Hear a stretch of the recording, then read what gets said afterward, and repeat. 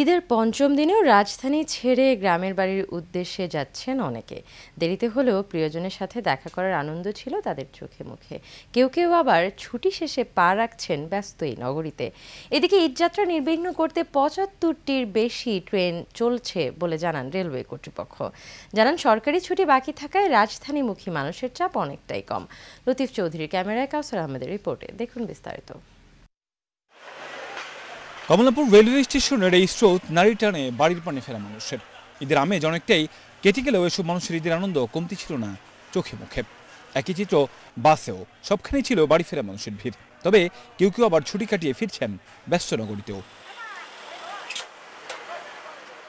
জরুরি সেবা ঈদের অন্যের আনন্দ নিশ্চিত করতে নিজের আনন্দকে বিসর্জন দেয় এসব মানুষেরা এখন বাড়িতে যাচ্ছেন বলে জানান তারা। দেরিতে হলেও বাড়িতে যাওয়ার আনন্দ কোনো অংশে কম ছিল না তাদের। আমরা যে যাত্রী সেবার কাজ করি, আমরা যাত্রীদের সেবা দিতে পারছি, এটাই আমাদের আনন্দ। বিভিন্ন কাজ ছিল যার কারণে যেতে পারি নাই, এখন একটু সুযোগ হয়েছে আর ছুটি হয়েছে যার কারণে যেতে পারছি। পরিবার পরিজনের সাথে একাতে করতে পারি নাই, মা বাবার সাথে কষ্ট আছে। আজকে তেমন খুব পার্টিকুলার রিজন না, কিন্তু হচ্ছে এতদিন ধরে হচ্ছে যে আশা হয়েছিল, মাঝখানে আবার হচ্ছে ফ্যামিলি মেম্বার একটু অসুস্থ হয়ে গেছে, কিন্তু ওই কারণে হচ্ছে যাওয়া আর কি।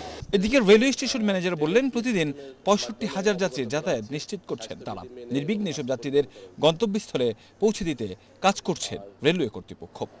যাত্রীর চাপ যেটা আমরা ঈদ যাত্রায় দেখেছিলাম, সেই তুলনায় ফেরত যাত্রায় যাত্রীর চাপ কিছুটা কম, কারণ ঈদ পরবর্তী সময়ে একটা লম্বা ছুটি ছিল। ছুটিটা এখনও চলছে। যাত্রী সাধারণ হয়তোবা শেষের দিকে একটু যাত্রীর চাপ বেশি দেখা দিতে পারে।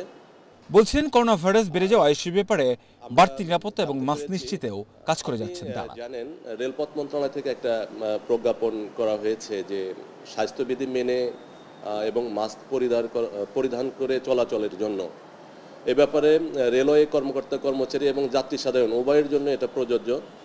তো আমরা যারা রেলওয়ে কর্মকর্তা কর্মচারী তারা অনেকেই মাস্ক পরিধান করা শুরু করেছে।